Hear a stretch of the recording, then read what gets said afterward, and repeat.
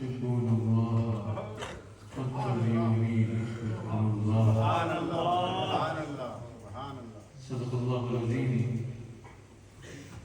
وصدق رسوله النبي الكريم. سچا ہمارا خالق اور سچا ہمارا مالک سوا اس وحدانیت کا کوئی بھی نہیں، اور سچا اس کے پیارے حبیب آپ کے اور میرے آقا و مولا رحمت للعالمین خاتم النبیین حضرت سیدنا و مولانا محمد رسول اللہ صلی اللہ علیہ وآلہ وسلم کہ جن کے ذکر کی اس خوبصورت محفل میں یہاں آرام حاضر ہے. الحمدللہ لوٹن کی سرزمین پر ایک مرتبہ پھر اپنے شیخ کامل کی صدارت میں، اپنے مرشد کریم کی قیادت میں ہم حضور علیہ السلام کے ذکر کی اس محفل میں جمع ہیں. اللہ تعالیٰ اس محفل کو اپنی بارگاہ میں قبول فرمائے اور اللہ تعالیٰ ہم سب کو ہمارے شیخ کی برکات سے اور بالخصوص اس محفل ذکر مصطفیٰ علیہ السلام کی برکات سے استفادے کی توفیق عطا فرمائے. کافی دیر سے یہاں حضور علیہ السلام کی بارگاہ اقدس میں ہدایہ عقیدت پیش کیے جا رہے ہیں. یقیناً جہاں ثنا خان آباد نے نعت شریف کی صورت میں ہدایہ عقیدت پیش کیے، وہاں اس مسجد کے خطیب حضرت علامہ صاحب سمیت دیگر علماء نے بھی حضور علیہ السلام کی شان کو بیان فرمایا. اللہ کریم ہم سب کا یہاں جمع ہونا ہمارے لیے وسیلہ نجات کا نام ہے. میں قرآن کریم کی ایک آیت تلاوت کر تھوڑی دیر گفتگو کر کے مختصر وقت میں نے آپ کے آگے وقت کے اعتبار سے اختصار سے حضور کی شان کو بیان کرنا ہے. جتنی دیر میں کلام کروں آپ سب حضرات کی بھرپور توجہ مجھے درکار ہوگی.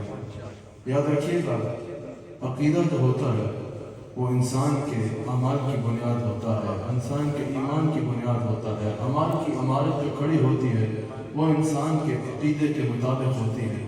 عقیدہ انسان کے نظریات کا نام ہوتا ہے، انسان کی سوچ کا نام ہوتا ہے، انسان کی فکر کا نام ہوتا ہے.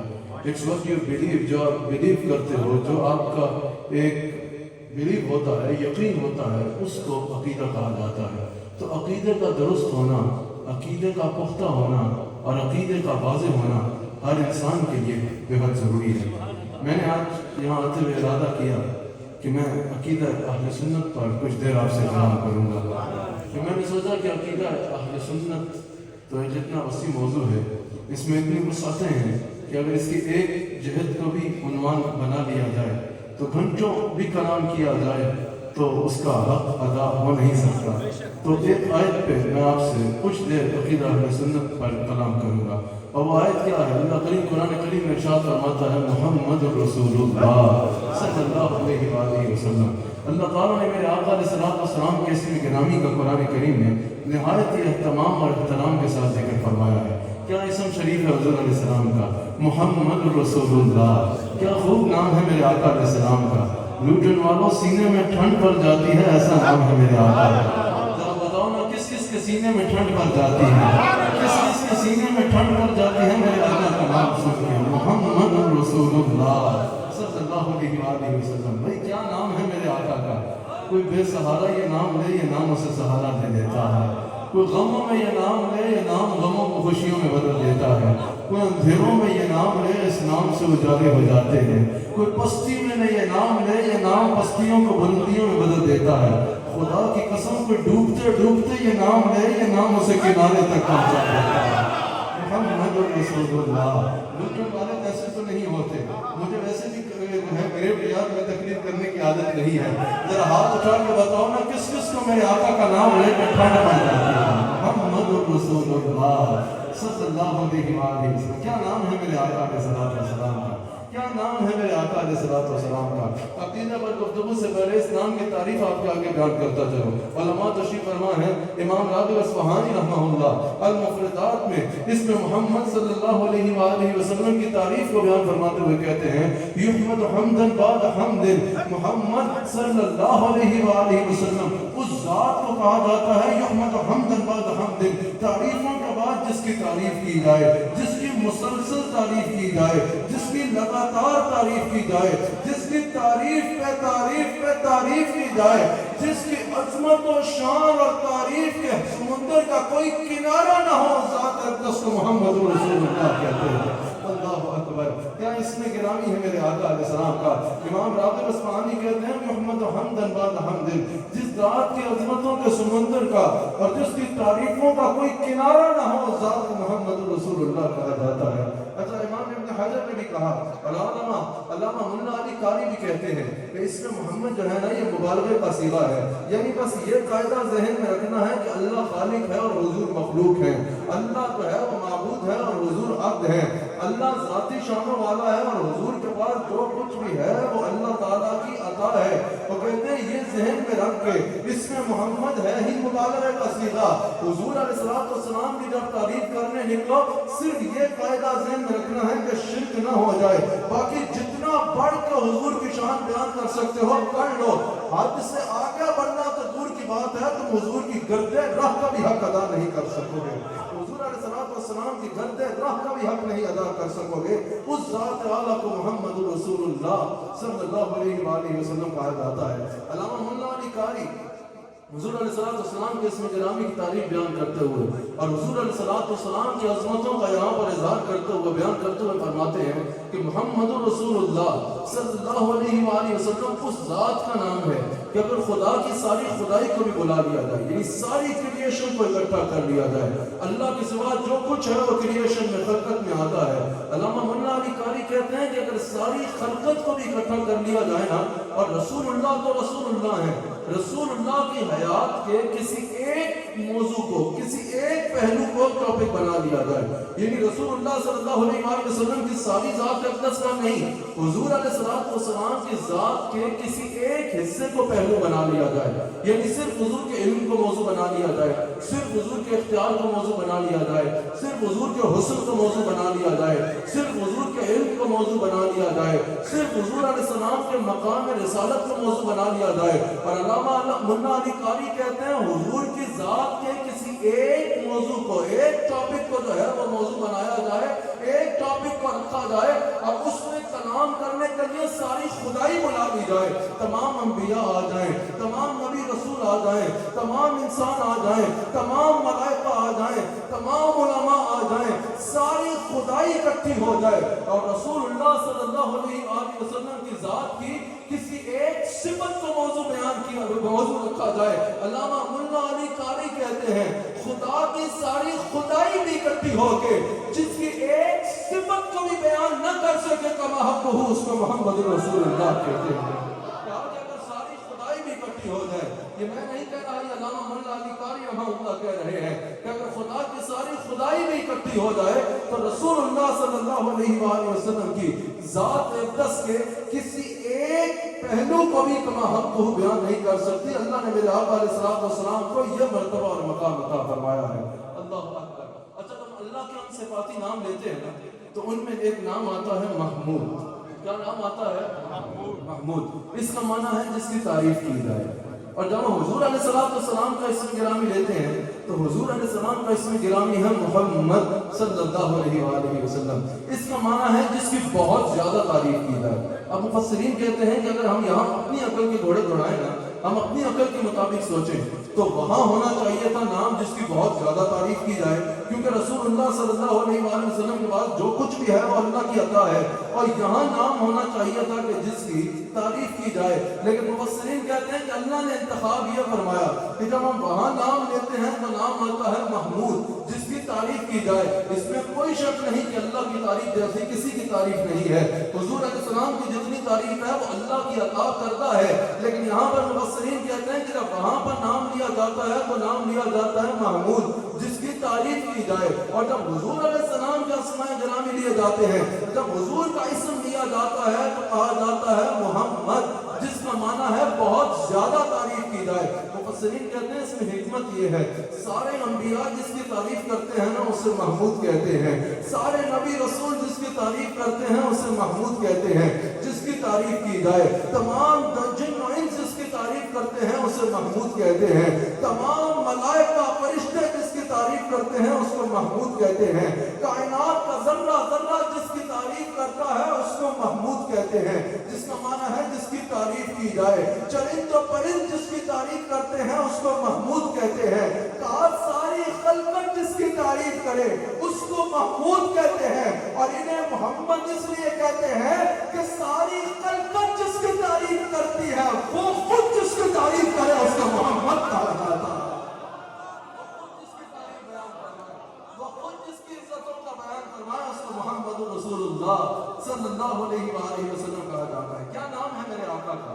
मेरे आका ने सलात व सलाम का नाम ही अल्लाह ने बड़ा चुन के रखा है, मोहम्मद रसूलुल्लाह। बुखारी में मौजूद है।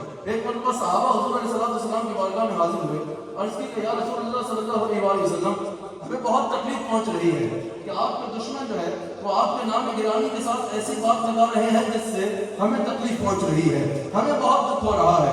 हुजूर अलैहि सलातो व सलाम ने फरमाया क्या कह रहे हैं? कहा या रसूलुल्लाह सल्लल्लाहु अलैहि वसल्लम, वो नाम को खींच के इस अंदाज में लेते हैं यानी माज़अल्लाह मुज़म्मम कहते हैं, जिसका मतलब गलत निकलता है, जिसका मतलब बहुत गलत है, वो मुज़म्मम कहते हैं। हुजूर अलैहिस्सलातु वस्सलाम ने फरमाया होगा कोई मुज़म्मम जिसके खिलाफ वो बातें करते हैं। अल्लाह ताला ने मेरा नाम मोहम्मद रखा है, मेरा नाम ही ऐसा है कि अगर कोई दुश्मन भी मेरा नाम लेगा तो कहेगा वो जो बहुत ज्यादा तारीफ वाला है, वो जो बहुत ज्यादा इज्जतों वाला है, वो जिसको अल्लाह ने सारी इज्जतों के ताज अता फरमाए हैं। हुजूर ने फरमाया अल्लाह ने मेरा नाम ही ऐसा रखा है कि इसके साथ अगर आ सकता है तो मकाम हमद आ सकता है, मकाम ज़म इसके साथ आ ही नहीं सकता।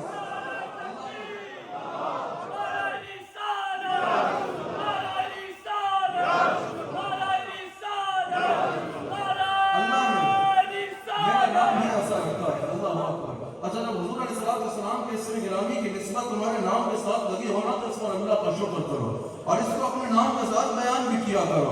और अगर नहीं लिखी तो आज से निकालो हुजूर के इसमें गिरामी की निस्बत अपने नाम के साथ। हुजूर अलैहिस्सलाम की हदीस है, आका अलैहिस्सलाम में इरशाद फरमाते हैं कि क़यामत के दिन अल्लाह करीम की तरफ से इरशाद होगा कि मोहम्मद सल्लल्लाहु अलैहि वसल्लम जन्नत में दाखिल हो जाए। इमाम अस्सलानी इस हदीस में नकल करते हैं, जब इरशाद होगा ना कि मोहम्मद जन्नत में दाखिल हो जाए, हुजूर अलैहिस्सलाम फरमाते हैं कि जिसका नाम मोहम्मद होगा ना वो जन्नत की तरफ दौड़ लगा देगा, वो जन्नत की तरफ जाने लगेगा।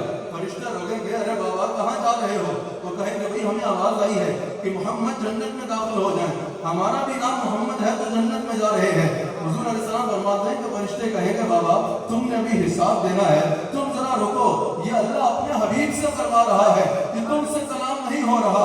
जब अल्लाह करीब ये मंजर देखेगा अल्लाह फरमाएगा फरिश्तों हट जाओ, इन्हें ना रोको, अब बात इनकी नहीं रही, बात मेरे हबीब के नाम की आ गई है, मेरे हबीब के नाम का सदका इन सबको जन्नत में दाखिल कर दिया।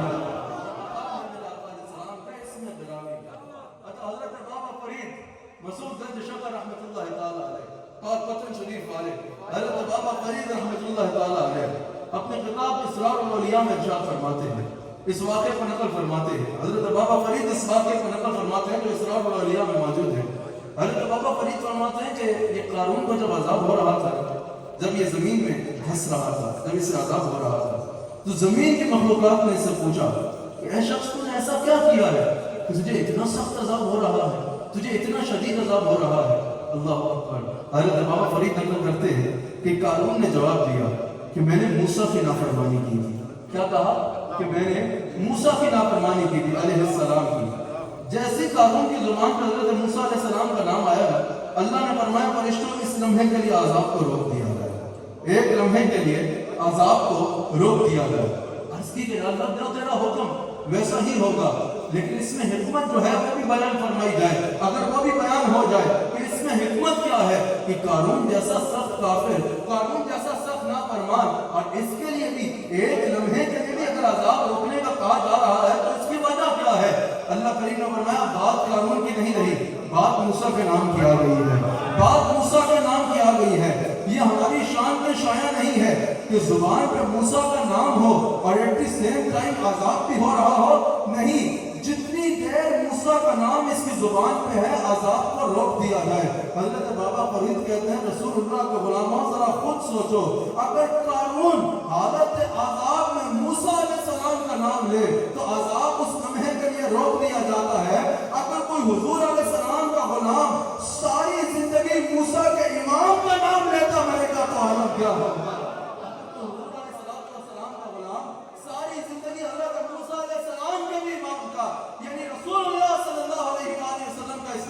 دیتا مرے گا تو اس میں اللہ کی رحمتیں ہی اس کا مقدر ٹھہریں گی.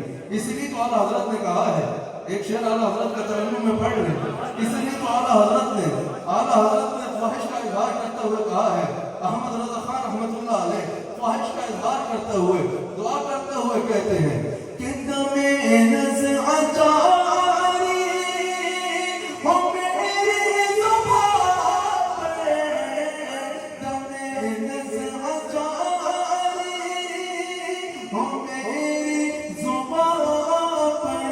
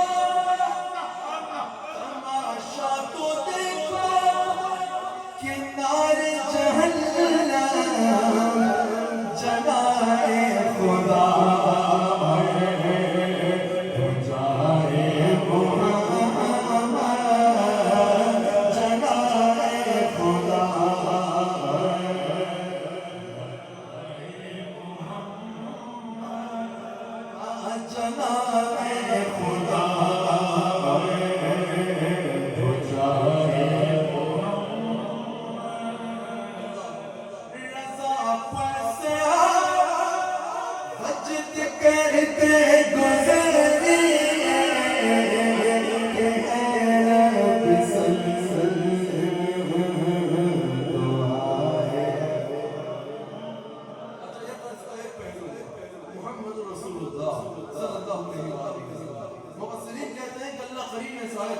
حضور علیہ السلام کے نام کے ساتھ متصف حضور کی صفت رسالت کو بیان فرمایا، محمد رسول اللہ. اللہ کریم نے قرآن کریم میں اور رسولوں کی رسالت کا بھی ذکر فرمایا. حضرت موسیٰ علیہ السلام کا ذکر ہے، حضرت داؤد علیہ السلام کا ذکر ہے، حضرت ابراہیم علیہ السلام کا ذکر ہے. ہر نبی کا احترام ہم پہ لازم ہے، ہر نبی کی عزت کرنا ہم پر فرض ہے. اللہ کریم نے ہر نبی علیہ السلام کا، ہر رسول کا ذکر فرمایا اور رسولوں کی رسالت کا بھی ذکر فرمایا. لیکن اللہ تعالیٰ نے کسی کے نام کے ساتھ بھی منتصف صفت رسالت کا بیان نہ فرمایا. یہ اعزاز سنبھال کے رکھا. جب ہمارے آقا علیہ السلام کا نام آیا نا، اللہ کریم نے فرمایا محمد رسول اللہ، نام کے ساتھ جوڑ کا صفت رسالت کو بیان فرمایا. مفسرین کہتے ہیں یہ عزت کے لیے ہوتا ہے، یہ مقام نمایاں کرنے کے لیے ہوتا ہے، یہ شان کو نمایاں کرنے کے لیے ہوتا ہے. یہ نام کے ساتھ جو جڑ کے صفت رسالت آئی ہے، یہ بتا رہا ہے کہ ہر رسول بہت عزت والا ہے، ہر رسول بہت شان والا ہے، لیکن آمینہ کا لال سب رسولوں کا سلطان بن گیا ہے. یہ جو نام کے ساتھ صفت رسالت متصل آئی ہے، یہ بتا رہی ہے کہ رسول اللہ صلی اللہ علیہ وآلہ وسلم کو اللہ تعالیٰ نے تمام انبیاء علیہ السلام کا سلطان اور اور امام بنا کر بھیجا ہے. یہی وجہ ہے حضور علیہ السلام ارشاد فرماتے ہیں کہ اللہ نے تمام انبیاء علیہ السلام کا ذکر فرمایا, تمام انبیاء علیہ السلام کی شان کو اللہ نے بیان فرمایا ہے نا, لیکن حضور علیہ السلام فرماتے ہیں کہ اللہ نے کسی اور کی جان کی قسم نہیں اٹھائی, اللہ تعالیٰ نے کسی اور کی قسم نہیں اٹھائی. اگر اللہ تعالیٰ نے کسی کی جان کی قسم اٹھائی تو یہ اعزاز اللہ نے مجھے عطا فرمایا.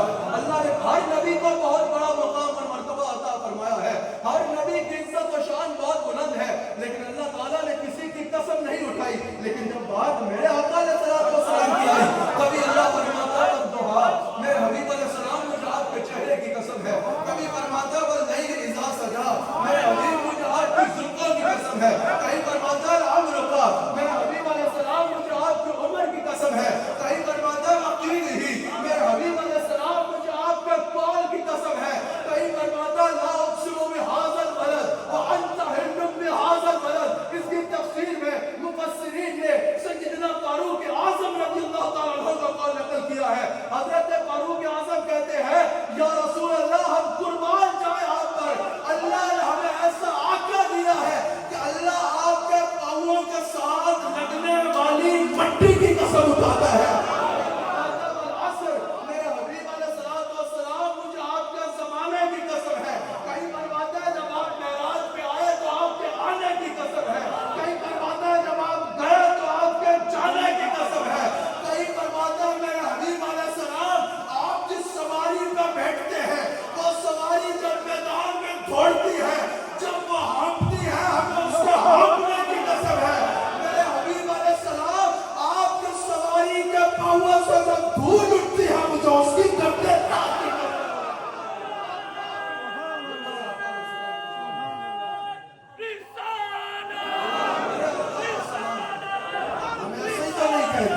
وہ جس کے لیے محفل کونین سجی ہے, کس کو اپنے نبی سے یاد ہے ذرا ہاتھ اٹھائیں. وہ جس کے لیے محفل کونین سجی ہے, پھر کوس بنی جس کے وسیلے سے بنی ہے, وہ ہاشمی مکی مدنی النبی ہے, وہ میرا نبی میرا نبی میرا نبی ہے, وہ میرا نبی میرا نبی میرا نبی ہے, وہ میرا نبی میرا نبی میرا نبی ہے. کسی کا باپ بڑا ہو وہ کہتا ہے میرے باپ جیسا کوئی نہیں, کسی کا بیٹا بڑا ہو وہ کہتا ہے میرے بیٹے جیسا کوئی نہیں, کسی کا یار اونچا ہو وہ کہتا ہے میرے یار جیسا کوئی نہیں. میں نے بیان کیا نا اللہ فرماتا ہے رسول اللہ کے غلاموں تمہارے نبی جیسا اور کوئی نہیں ہے. تو غلام کا یہ حق بنتا ہے اللہ کا شکر ادا کرتے کہے کہ وہ جس پہ نظر سارے زمانے کی لگی ہے, وہ میرا نبی میرا نبی میرا نبی ہے, وہ میرا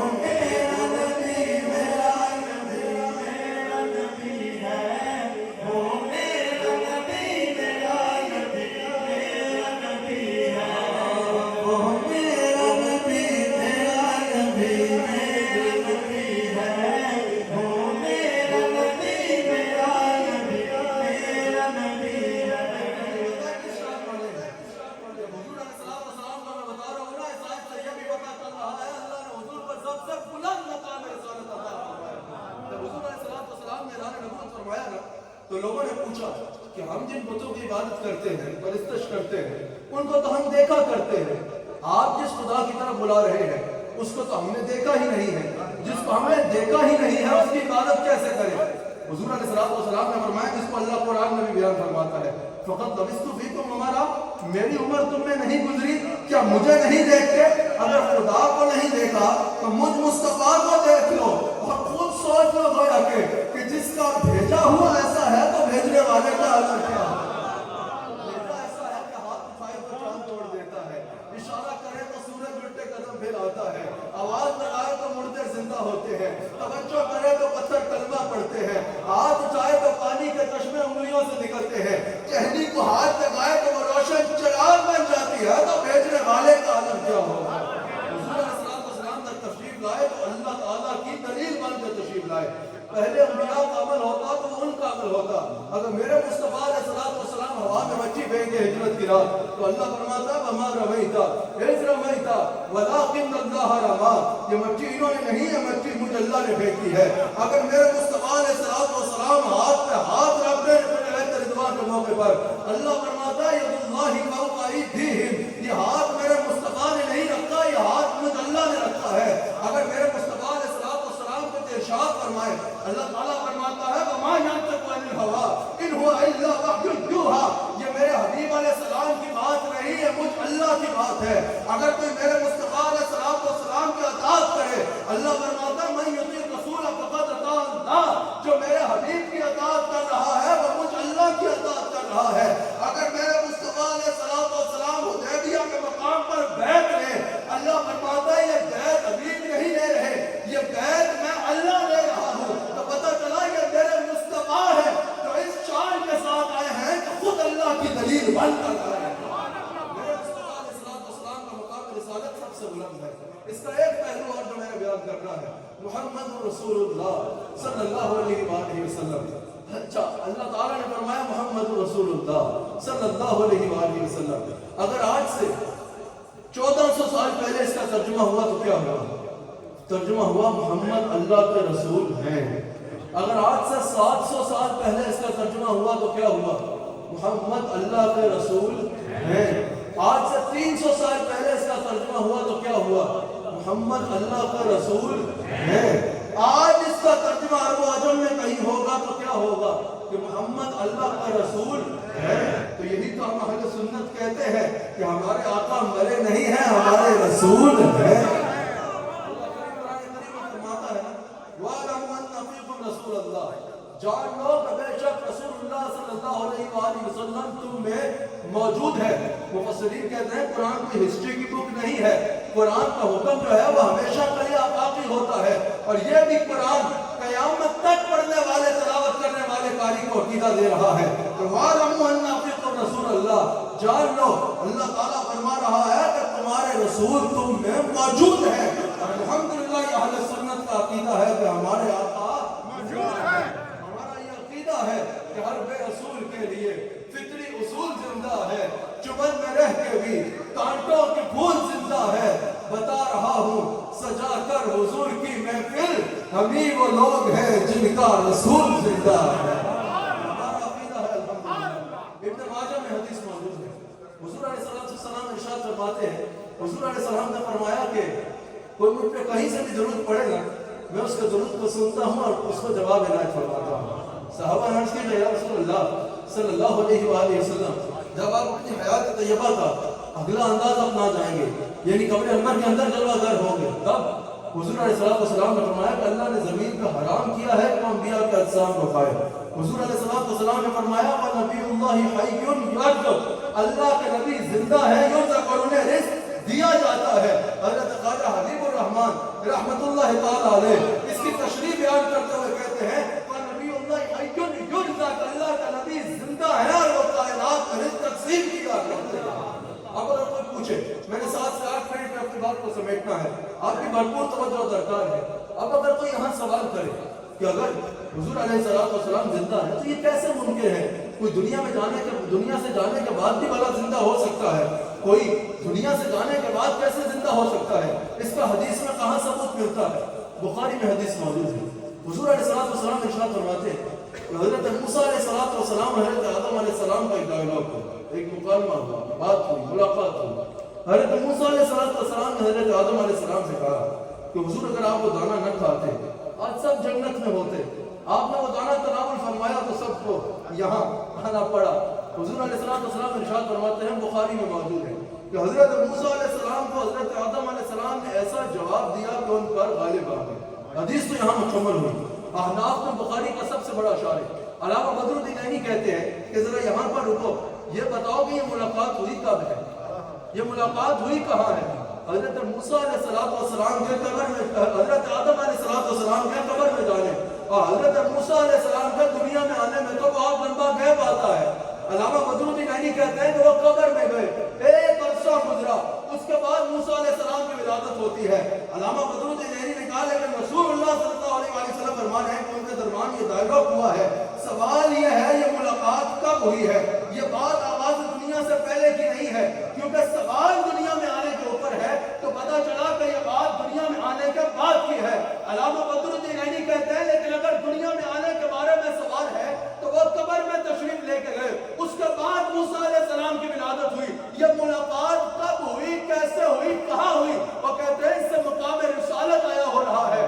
اگر یہ بات دور آدم کی ہے تو حضرت موسیٰ علیہ السلام کی یہ شان ہے کہ پیدا ہونے سے پہلے بھی روحانی طور پہ زندہ ہے اور جس کے چاہے قریب ہو تو اس سے کلام کر سکتے ہیں. اور اگر یہ بات دور موسیٰ علیہ السلام کی ہے تو حضرت آدم کی یہ شان ہے کہ قبر میں جانے کے بعد بھی زندہ ہے اور جس سے چاہے کلام کر سکتے ہیں. علامہ بدر الدین عینی کہتے ہیں کہ آدم بھی رسول اللہ کے مقتدی ہے، موسیٰ بھی رسول اللہ کے مقتدی ہے. جس کا مقتدی کا یہ عالم ہے، امام الانبیاء کا عالم کیا مقتدی کا یہ عالم ہے تو امام الانبیاء علیہ السلام کا عالم کیا ہوگا.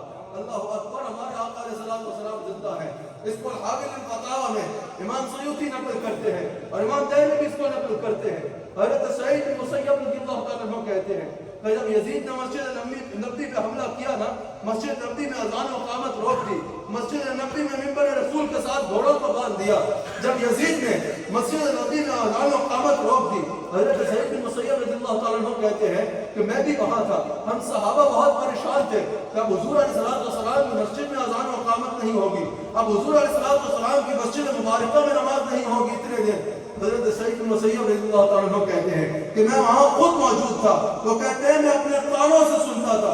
اس کو امام سیوطی نے بھی نقل کیا ہے اور اس کو امام دہلوی نے بھی نقل کیا ہے. حضرت سعید بن مسیب کہتے ہیں میں تینوں دن تینوں راتیں اپنے کانوں سے سنا کرتا تھا. حضور کی قبر انور سے اذان کی بھی آواز آتی تھی اور اقامت کی بھی آواز آتی تھی. یہ شان ہے میرے مصطفیٰ علیہ السلام کی. اور یہ آیت بھی حضور علیہ السلام کی حیات کی دلیل ہے، جس کو میں نے کل وسیلہ پر بھی بیان کیا کہ وَلَوَنَّهُمْ ظَلَمُوا أَنفُسَهُمْ جَاءُوكَ فَاسْتَغْفَرُوا اللَّهَ وَاسْتَغْفَرَ لَهُمُ الرَّسُولُ لَوَجَدُوا اللَّهَ تَوَّابًا رَحِيمًا. کہ جب اپنی جانوں پر ظلم کر بیٹھو مدینہ منورہ جاؤ، وہاں جا کے اللہ سے معافی مانگو، پھر حضور تمہاری سفارش کرے. مفسرین کہتے ہیں کہ یہ بھی حیات مصطفیٰ کی دلیل ہے. مردہ کسی کی کیا سفارش کرے گا؟ اور اگر کہا جائے کہ یہ حکم صرف صحابہ کے لیے تھا تو کیا فاستغفر اللہ کا حکم بھی صرف صحابہ کے لیے تھا؟ فاستغفر اللہ اور واستغفر لهم الرسول، یہ دونوں حکم ایک ساتھ آئے ہیں تو پتہ چلا جیسے اللہ سے مانگنے کا حکم ہمیشہ کے لیے ہے، ویسے ہی حضور علیہ السلام زندہ ہے اور حضور سے سفارش کرنے کا حکم بھی قیامت تک کے لیے باقی ہے. قیامت تک کے لیے باقی ہے. اللہ اکبر. یہی آیت پڑھ کے ایک عربی تھا، امام سیوطی بھی اس کو نقل کرتے ہیں، امام قسطلانی بھی اس کو نقل کرتے ہیں، امام قرطبی نے بھی اس کو نقل کیا. ایک عربی تھا، اپنی جان پر ظلم کر بیٹھا، اللہ کو راضی کرنا چاہتا تھا. اللہ کو راضی کرنے کا رستہ ڈھونڈنے کے لیے قرآن کھولتا ہے. قرآن نے اس کو یہ رستہ بتا دیا اس آیت میں. وہ مدینہ منورہ پہنچتا ہے. مدینہ منورہ پہنچتا ہے تو حضور علیہ السلام کو قبر انور میں گئے 3 دن اور 3 راتیں گزری تھی. جس صحابی سے کہے کہ میں نے حضور سے ملنا ہے وہ حضور کی یاد میں رو پڑے. اتنے میں وہ پہنچ گیا حضرت علی تھا. اب یہ ممکن ہے کسی کو علی مل جائے اور رسول اللہ نہ ملے، اور یہ ممکن ہے کوئی علی کو چھوڑ کر حضور کا دامن تھام لے؟ یہ تو ممکن ہی نہیں ہے. وہ پہنچ گیا حضرت مولا کائنات تک، حضرت علی رضی اللہ تعالیٰ عنہ تک. حضرت علی سے جا کے کہتا ہے کہ میں نے حضور علیہ السلام سے ملنا ہے. حضرت مولا کائنات نے کیا کیا؟ اس کا ہاتھ پکڑا اور اس کو حضور کی قبر پہ لے گئے. حضور کی قبر انور پہ لے گئے، کہا یہ ہے رسول اللہ صلی اللہ علیہ وآلہ وسلم، جو مانگنا چاہتے ہو، جو سوال کرنا چاہتے ہو ان سے کر لو، یہ تمہیں عطا فرمائیں گے۔ حضرت سیوطی بھی نقل کرتے ہیں، امام قسطلانی نے بھی نقل کیا اور امام قرطبی نے بھی نقل کیا کہ اس صحابی نے کیا کیا، وہ رسول اللہ صلی اللہ علیہ وآلہ وسلم کی قبر انور کے پاس بیٹھ گیا۔ ایک روایت کے مطابق وہ حضور کی قبر انور پہ ہاتھ رکھتا ہے اور کہتا ہے یا رسول اللہ صلی اللہ علیہ وآلہ وسلم، اپنا کام میں نے کر دیا، آپ کے قدموں میں میں حاضر ہو گیا، آپ کے قدموں میں آنا میرا کام تھا، میری بگڑی بنانا آپ کا کام ہے، یا رسول اللہ اپنا کام میں نے کر دیا۔ میرے شیخ فرما رہے ہیں کہ اس کو ترنم میں پڑھ لیا جائے، تو ایک بار آپ بھی یہ گزارش کرتے ہیں کہ آپ کے قدموں میں آنا میرا کام تھا، میری بگڑی بنانا آپ کا کام ہے، آپ کے قدموں میں آنا میرا کام تھا، میری بگڑی بنانا آپ کا کام ہے، میری آنکھوں کو ہے دید کی آرزو، رخ سے پردہ اٹھانا آپ کا کام ہے، آپ کے قدموں میں آنا میرا کام تھا، کیا چند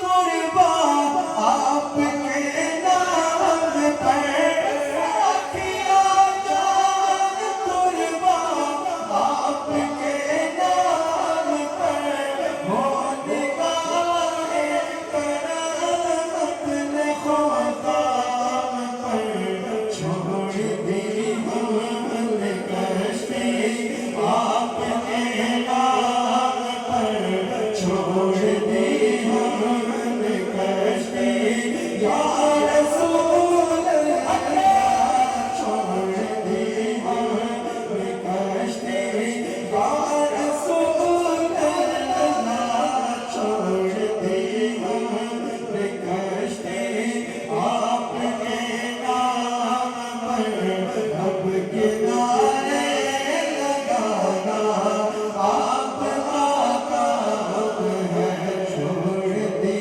ہم نے کشتی آپ، میرے دل فقط آپ کا راج ہے، میرے دل میں فقط آپ کا راج ہے، آپ کے تصور کا محتاج ہے، ایک نگاہ کرم ہی میری علاج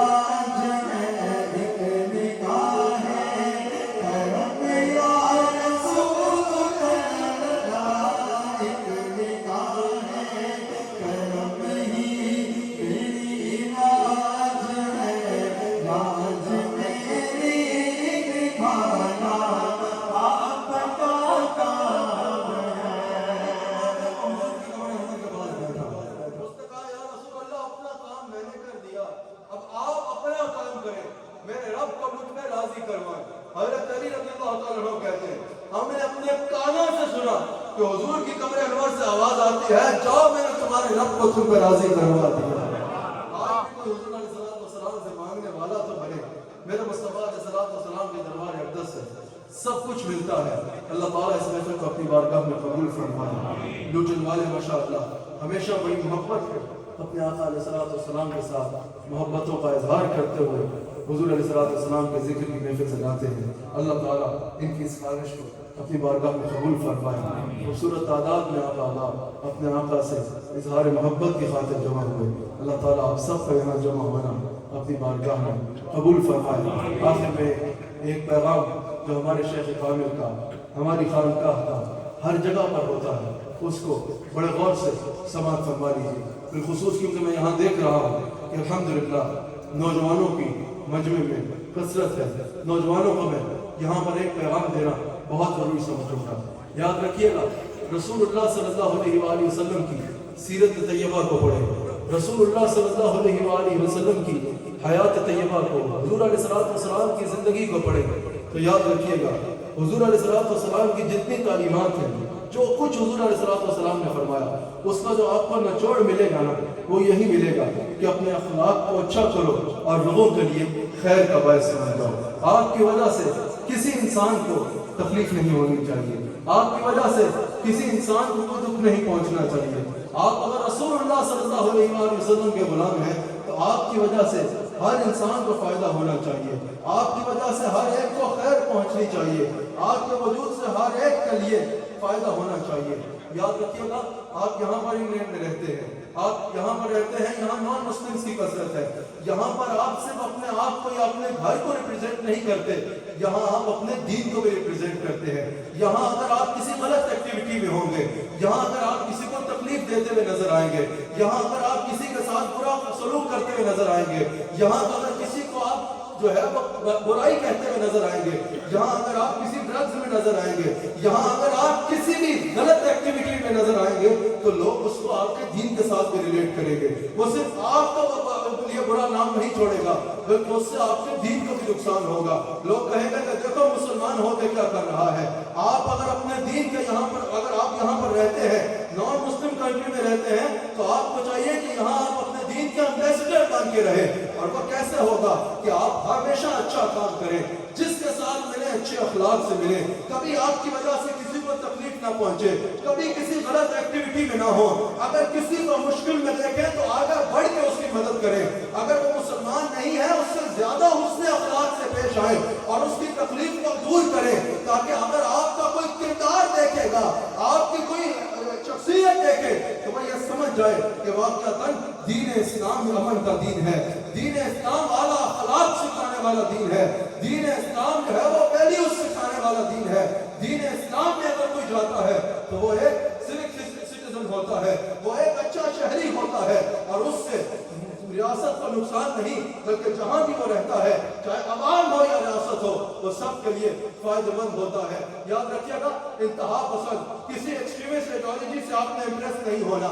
یہاں پر بعض کہیں پر بھی اگر آپ چلے جائیں تو آج کل بعض انتہا پسند لوگ، بعض ایکسٹریمسٹ آتے ہیں نوجوانوں کے پاس، اور نوجوانوں کے جو جذبات ہوتے ہیں ان کے ساتھ کھیلنے کی کوشش کرتے ہیں، نوجوانوں کو یہ بتاتے ہیں کہ اگر تم دین کی خدمت کرنا چاہتے ہو تو کسی کو تکلیف دے دو، کسی سے سٹیزن رائٹ چھین لو یا کسی سے رائٹ آف لیونگ چھین لو۔ یاد رکھیے گا یہ کہنے والا رسول اللہ کا غلام نہیں ہو سکتا، یہ کہنے والا دنیا کا بھی دشمن ہے، انسانیت کا بھی دشمن ہے اور اسلام کا بھی دشمن ہے۔ کبھی کسی ایکسٹریمسٹ آئیڈیالوجی سے آپ نے امپریس نہیں ہونا۔ یہ ایکسٹریمسٹ جو آپ سے بات کرتے ہیں یہ اپنے پرسنل ایجنڈاز کے لیے کرتے ہیں، اپنے ذاتی مفاد کے لیے یہ دین کے نام کو استعمال کرتے ہیں۔ یاد رکھنا اگر کوئی آپ کو یہ کہتا ہے کہ کسی کو تکلیف دو تو تم جنت میں جاؤ گے تو وہ جھوٹا ہے، وہ خود بھی جہنمی ہے اور آپ کو بھی جہنم کا رستہ دکھا رہا ہے۔ رسول اللہ صلی اللہ علیہ وآلہ وسلم کا غلام وہ ہوگا جو آپ کو یہ سکھائے گا کہ کسی کو تکلیف نہیں دینی، ہر ایک کے لیے خیر کا باعث بننا ہے۔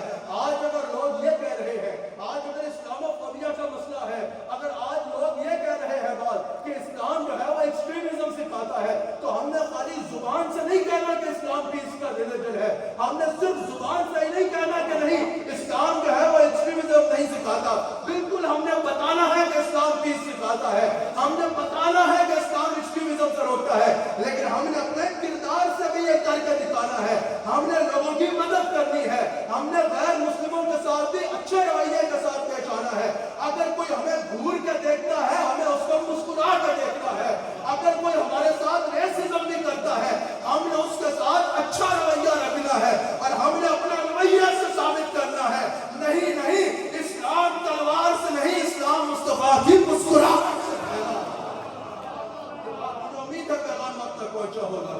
میں چاہوں گا ایک بار ہاتھ اٹھا کے وعدہ کریں ہم اپنے دین کے صحیح انویسٹر بن کے رہیں گے، ہم نے اپنے کردار سے ثابت کرنا ہے، ہم جس گلی میں رہتے ہیں ہر ایک کے ساتھ اتنا اچھا اخلاق رکھنا ہے کہ پوری گلی میں پتا ہو کہ مسلمان کسی کو تکلیف نہیں دیتے، مسلمان تو غم بانٹنے والوں کو کہتے ہیں، مسلمان تو ہر ایک کی خیر چاہتے ہیں۔ یاد رکھیے گا اس میسج کو اپنا لیں۔ اور بالخصوص جو یہاں بزرگ حضرات بیٹھے ہیں، آپ کی ذمہ داری ہے. صرف یہ کافی نہیں ہے کہ بچے کو کسی بڑی سے بڑی یونیورسٹی میں بھیج کے وہاں سے ڈگری دلوا دیں. نہیں، اپنے بچوں کی تربیت کریں. ایک تو اپنے بچوں کے ساتھ سختی کا رویہ نہیں، محبت کا رویہ رکھیں. حضور علیہ السلام نے فرمایا کہ اپنی اولاد کو عزت دینا سیکھو، اپنی اولاد کو عزت دیا کرو. اپنی اولاد کو اگر آپ چاہتے ہیں کہ دنیا میں عزت ملے تو پہلے آپ عزت دیجئے.